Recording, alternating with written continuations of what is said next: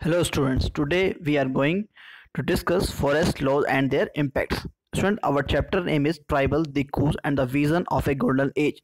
This is part 2 of this chapter. We already discussed about the how did colonial rule affect tribals' lives, and in this we discuss what happened to tribal chiefs and what happened to the shifting cultivators. So today we discuss about the forest laws and what are the impacts of the forest laws. So student, in this topic, the tribals' lives are completely dependent on forests. So British declare forest as a state property. So that's why most of the tribals leave the forest area and they searching the other jobs for their livelihood.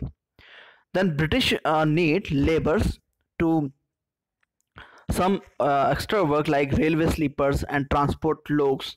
So that's why they need a labor, but most of the forest peoples are leaving the forest because the Britishers forces them to leave the forest. But later on the British realized that they need labor, so that's why they allow the zoom cultivation in the forest, but they some decide some terms and conditions on the laborers. They provide labor to forest department. That is the single and one terms condition for living in the forest. मतलब जो आपके जो cultivators हैं, जो forest में रहते हैं लोग, उनको क्या करना पड़ेगा, अपनी लेबर प्रोवाइड करानी पड़ेगी किसको, ब्रिटिशर्स को. ठीक है, तो इसलिए एक फॉरेस्ट डिपार्टमेंट एस्टेब्लिश किया गया और एक फॉरेस्ट विलेजेस बनाए जाना शुरू किए जिससे उनको एक रेगुलर सप्लाई हो सके किस चीज़ की, चीप लेबर की. और जो लेकिन इससे क्या हुआ, आपके बहुत सारे जो फॉरेस्ट प्रोडक्ट्स थे, ठीक है, वो अब लोगों को मिलना बंद हो गए थे. साथ ही जो ट्राइबल्स थे उनको जो आपके ब्रिटिशर्स ने जो लॉज बनाए थे वो पसंद नहीं आ रहे थे. इसकी वजह से उन्होंने क्या करना शुरू कर दिया, रिवॉल्ट करना शुरू कर दिया था. ठीक है, तो 1906 में आपके एक रिवॉल्ट होता है, इसका नाम है आपके सोंग्राम संगमा, और ये आप में असम में होता है. सेकेंड जो रिवॉल्ट होता है आपके वो होता है फॉरेस्ट सत्याग्रह, वो आपके 1930 में सेंट्रल प्रोविंसेस ऑफ एमपी में होता है. ठीक है, अब जो ट्रेड के अंदर जो प्रॉब्लम्स आना शुरू हुई वो क्या थी, during the 19th century tribal groups found traders and money lenders were coming into the forest, more often wanting to buy forest produce, offering cash loans and asking them to work for wage. It took tribal groups some time to understand the concept was happening. तो जो tribals थे, जो आपके group of people villages में रहते थे, तो उनको ये बात समझ आ रही थी कि जो आपके ब्रिटिशर्स हैं वो एडवांस में हमको लोन प्रोवाइड करवा रहे हैं. ठीक है, हमको एडवांस में लोन प्रोवाइड करा के वो हमसे क्या ले रहे हैं, प्रोडक्ट्स ले रहे हैं. इसका मतलब क्या है, कहीं ना कहीं इनकी जो प्रोडक्ट्स, इनकी डिमांड कहीं ना कहीं बढ़ रही होगी. तो that's why they are interesting in the forest products and the labour, these are the tribal groups. So देखते हैं जो सिल्क ग्रोअर्स थे 18th century में क्या हुआ, जो इंडिया है उसकी बहुत ज़्यादा, इंडियन सिल्क है उसकी डिमांड बहुत ज़्यादा बढ़ने लगी. कहाँ पे, यूरोपियन मार्केट्स में. ठीक है, क्योंकि आपका जो इंडिया का सिल्क है वो बहुत ही हाईली वैल्यूड सिल्क हुआ करता था, जिससे बहुत ही ज़्यादा अमाउंट में आपके एक्सपोर्ट किया जाता था यूरोपियन कंट्रीज़ में. इसलिए जो वहाँ का मार्केट है वो भी बहुत ज़्यादा बढ़ रहा था और जो ईस्ट इंडिया कंपनी थी उनको बहुत ज़्यादा इससे प्रॉफिट हो रहा था. तो इसमें आपके हज़ारीबाग का एक एग्जाम्पल दे रखा है कि Hazaribagh in present day Jharkhand was an area where the Santhal reared cocoons. तो आप लोगों ने साइंस में पढ़ा होगा कि जो सिल्क है उसको हमको निकालने के लिए, ठीक है, हमको किसकी ज़रूरत पड़ती है, एक कोकून, एक आपके कीड़ा होता है, उससे आपके बनते हैं silk. So the traders dealing in silk sent in their agents who gave loan to the tribal people and collected the cocoons. तो ट्राइबल क्या करते थे, कोकून्स को कलेक्ट किया करते थे और फिर उससे सिल्क जनरेट किया करते थे. The growers were paid ₹3 to 4 for 1,000 cocoons. उसको उनको 3-4 रुपये मिला करते थे और अब वो 1000 कोकून्स को इकट्ठा किया करते थे. And these were then exported to Burdwan और गया where they were, और जो ब्रिटिशर्स थे उनसे 3-4 रुपये में उसको खरीद कर और बर्दवान और गया कि बिहार के जो एरिया है वहाँ पर उसको सेल कर दिया करते थे, जो कितना गुना हो करता था, 5 times of the price that given to the tribal people. So the middlemen, so called because they arranged deals between the exporters and silk growers, made huge profits. The silk growers earn very little. तो जो silk growers हुआ करते थे, कि जो tribal लोग हुआ करते थे, वो बहुत ही कम प्रॉफिट ले पाते थे अपने कोकून से। ज़्यादा प्रॉफिट कौन लिया करते थे? आपके मिडिल पर्सन प्रॉफिट लिया करते थे। So understandably many tribals groups so the market and the traders as their main enemies. तो जो ट्रेड आके जो ट्राइबल्स थे, उनको लगने लगा कि जो ट्रेडर्स हैं और जो मिडिल मैन है, ये उनके क्या है? दुश्मन है, और ये बिल्कुल भी हमको सपोर्ट नहीं करते हैं। ठीक है। अब क्या हुआ? आपके जो मोस्ट ऑफ द जो लोग थे, वो कहाँ पर जाना शुरू हो गए थे? Search for the work. So the plight of the tribals who had to go far away from their homes in search of work was even worse. From the late 18th century, tea plantations started coming up and mining became an important industry. Tribal were recruited in large number to work the tea plantation of Assam and the coal mines of Jharkhand. They were recruited through contractors who paid them miserably low wages and prevented them from returning home. तो जो tribals थे, उनको जब जो forest के products थे, इनको cell करने में जब उनको फ़ायदा नज़र नहीं आया, तो उन्होंने क्या करना शुरू कर दिया? टी प्लांटेशन या कोल माइंस, इनमें वर्क करना शुरू कर दिया था। इनकी झारखंड और असम में जाकर वर्क करना शुरू कर दिया था। और जो कॉन्ट्रैक्टर्स थे, वो बहुत ही कम वेज इनको दिया करते थे साथ में, लेकिन वो इनको एश्योरेंस दिया करते थे कि हम आपको वापस क्या करेंगे? घर पहुंचा देंगे। तो देखते हैं closure look. Through the 19th and the 20th century, tribal groups in different parts of the country rebelled against the changes in laws. तो बहुत सारे चेंजेस अब तक आ चुके थे आपके सेटलमेंट्स, रेवेन्यू सिस्टम्स। ठीक है। इसके बाद आपके जो ट्राइबल्स हैं, दिक्कूज यानी कि आउटसाइडर्स, ब्रिटिशर्स ने आपके वहाँ के जो फॉरेस्ट के जो पीपल्स हैं, उनको परेशान किया, नए नए लॉज लेकर आए।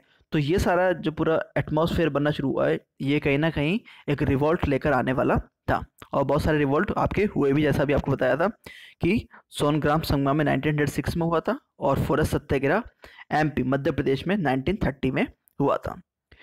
So the restrictions on their practice, the new taxes they had to pay, and the exploitation by traders and moneylenders, the Coles rebelled in 1831 to 32. तो जो कोल्स पीपल थे, उन्होंने रिबेल्ड कर दिया था 1831 टू 32 में। And Santhal rose revolt 1855, and Bastar rebellion in central India broke out in 1910, and the Warli revolt in Maharashtra in 1940। तो ये कुछ रिवोल्ट हुए थे जो आपके इंपॉर्टेंट है, आपके एनटीएससी के पॉइंट ऑफ व्यू से भी, साथ ही आपके एग्जाम पॉइंट ऑफ व्यू से भी। तो the movement that Birsa led was one such movement. और जो बिरसा है, जिसके अराउंड ये पूरा चैप्टर रोटेट करता है, उसने भी रिवोल्ट किया। ठीक है। और उसको मुंडा रिबेलियन बोलते हैं। सो बिरसा मुंडा, जैसे मैंने आपको स्टार्टिंग में बताया था, ये छोटा नागपुर का रहने वाला था। ठीक है। उड़ीसा में। और ये मुंडा फैमिली से बिलोंग किया करता था। ठीक है। So Munda was born in 1870, the son of a poor father.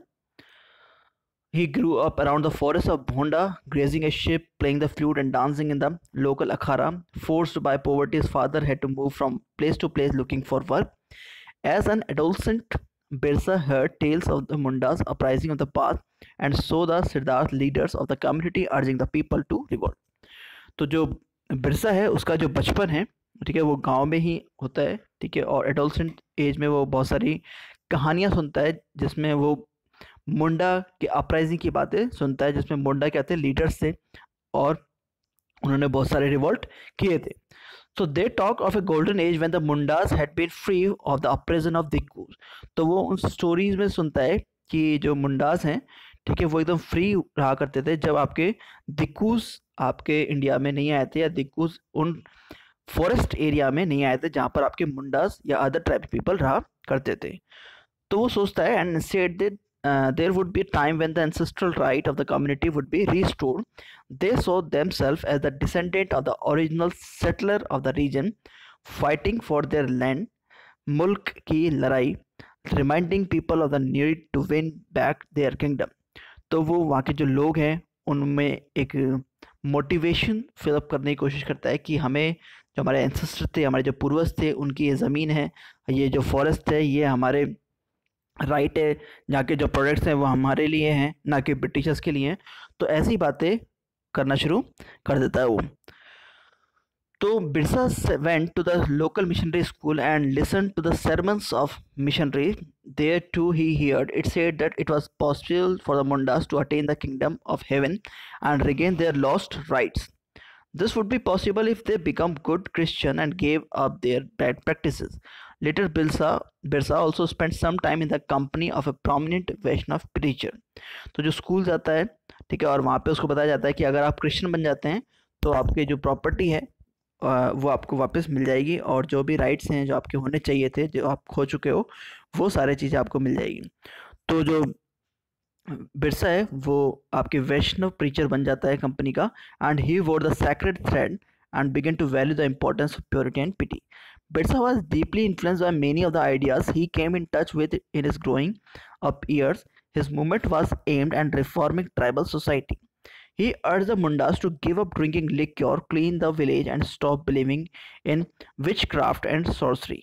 तो जो मुंडा है एक सोशल मैसेज देता है कि हमको जो लिक्विड है, उसको जो अल्कोहल है, उसको पीना नहीं चाहिए, वो हमारी हेल्थ के लिए नुकसानदायक है कहीं ना कहीं, और हमें हेल्थ एंड हाइजीन पे ध्यान देना चाहिए। इसकी वजह से हमको हमारे जो विलेजेस हैं उनको क्लीन करना चाहिए। And but we must remember that Birsa also turned against missionaries and Hindus landlord. He saw them as outside forces that were ruining the Munda's way of life. In 1895, Birsa urged his followers to recover their glorious past. तो 1895 में जो बिरसा है वो अर्ज करता है कि मतलब रिक्वेस्ट करता है कि हमें हमारा जो ग्लोरियस पास्ट था उसको वापस लेकर आना है। So he talked of a golden age in the past, a Satyuga, ठीक है, वो सतयुग की बात करता है। सतयुग का मतलब यहाँ पर क्या है कि जहाँ पर सब लोग क्या बोलते हैं, एकदम सत्य बोला करते थे। So when Mundas lived in a good life, constructed embankments, tapped natural springs, planted trees and orchards, practiced cultivation to earn their living. They did not kill their Briton relatives. They lived honestly. Birsa also wanted people to once again work on their land, settle down and cultivate their fields. तो जो बिरसा है वो चाहता है कि हमारा जो स्वर्ण युग था, हमारा जो गोल्डन एज टाइम पीरियड था, वो वापस आ जाए, हम लोग दोबारा से खेती करना शुरू कर दें, ठीक है, हमारे जो नियर आपके रिलेटिव्स हैं उनको कोई नहीं मारे, ठीक है, हम लोग फ्रीली रहे जैसे हम लोग ऑनेस्टली पहले रहा करते थे। What worried British officials most was the political aim of the Birsa movement. For it wanted to drive out missionaries, moneylenders, Hindu landlords, and the government, and set up a Munda Raj with Birsa at its head.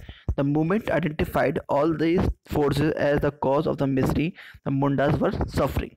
The land policies of the British were destroying their traditional land system. तो जो land policy थी आपके British की वो destroy कर रही थी वहाँ के सिस्टम को, और ये बात वहाँ के जो ट्राइब्स थी उनको अच्छी नहीं लग रही थी। So their land policies of the British were destroying their traditional land system. Hindus, landlords and moneylenders were talking over their land, and missionaries were criticizing their traditional culture. As the movement spread, the British officials decided to act. They arrested Birsa in 1895, convicted him on the charges of rioting and jailed him for 2 years. तो जो बिरसा था, जो इतने लंबे time से वहाँ के लोगों को मोटिवेट कर रहा था कि हमें एक मूवमेंट करना चाहिए, एक रिवॉल्ट करना चाहिए ब्रिटिश के अगेंस्ट में, ठीक है, जिससे हमारा जो गोल्डन एज था पास्ट टाइम पीरियड में वो वापस आ सके। तो 1895 में क्या होता है, जो बिरसा होता है उसको अरेस्ट कर लिया जाता है, उस पर चार्ज लगाए जाते हैं कि ये रियॉट्स करता है, रियॉट्स में एंगेज रहता है, और उसको 2 साल के लिए क्या करते हैं, जेल में भेज दिया जाता है। सो when Birsa realized in 1897, began touring he began touring the village to gather support. He used traditional symbols and language to rouse people. तो जब 1897 में जब जेल से रिलीज होता है, छूटता है, तो वो दोबारा से जो विलेज है, गांव है, उसका दौरा करता है, वहाँ जाता है, और वो ट्रेडिशनल सिंबल्स का यूज़ करता है, लोगों को दोबारा से रीमोटिवेट करता है कि अर्जिंग देम टू डिस्ट्रॉय रावणा, ठीक है, जो आउटसाइडर्स हैं, जो ब्रिटिशर्स उनको रावणा कह के बोलता है, रावण कह के बोलता है, जो कि दिक्कूस के नाम से भी जाने जा रहे हैं। And establish A kingdom under his leadership, और एक किंगडम सेटअप करने की वो बात करता है। सो बिरसा's followers begin targeting the symbol of Dikku and European power. They attacked police station and churches and raided the property of moneylenders and zamindars. They raised the white flag as a symbol of Birsa Raj. तो ये आपको याद रखना है कि किस colour का flag उन्होंने रेज किया था बिरसा राज को एस्टेब्लिश करने के लिए। तो white flag the used for Birsa Raj. और जो बिरसा के जो फॉलोवर्स थे वो अटैक करते हैं पुलिस स्टेशन पर, चर्चेस पर, और जो मनी लैंडर्स की प्रॉपर्टी है वो सारी उसको वो अपने हाथ में ले लेते हैं। बट इन 1900 में क्या होता है, जब बिरसा होता है उसकी डेथ हो जाती है कोलेरा से, एंड जो मूवमेंट होता है वो फेड हो जाता है। However the movement was significant in at least to ways. First, it forced the colonial government to introduce laws so that the land of the tribal could not be easily taken over by the Kus. तो पहली बात तो उन्होंने जो colonial government है उसको ये बता दिया कि आप यहाँ पर इजीली रह नहीं सकते, क्योंकि यहाँ पर जो ट्राइबल्स हैं उनका ही राज है और जो फॉरेस्ट है वो उन्हीं का ही है। And second, it shows once again that tribal people had the capacity to protest against injustice and express their anger against colonial rule. So they did this in their specific way, inventing their own rituals and symbols of struggle. और वो जो अपने जो traditional methods होते हैं उन्हीं के through, उन्हीं का यूज़ करते हुए वो उन पर अटैक करते हैं और वो दिखा देते हैं कि एक जो ट्राइबल्स हैं उनमें भी कैपेसिटी होती है कि वो इनजस्टिस के अगेंस्ट में हैं, और उनमें भी कैपेसिटी है कि वो रिवॉल्ट कर सकते हैं और फाइनली वो विक्ट्री भी कर सकते हैं। So students, this is our complete chapter. I hope you understand every segment of this chapter. Thank you and have a nice day.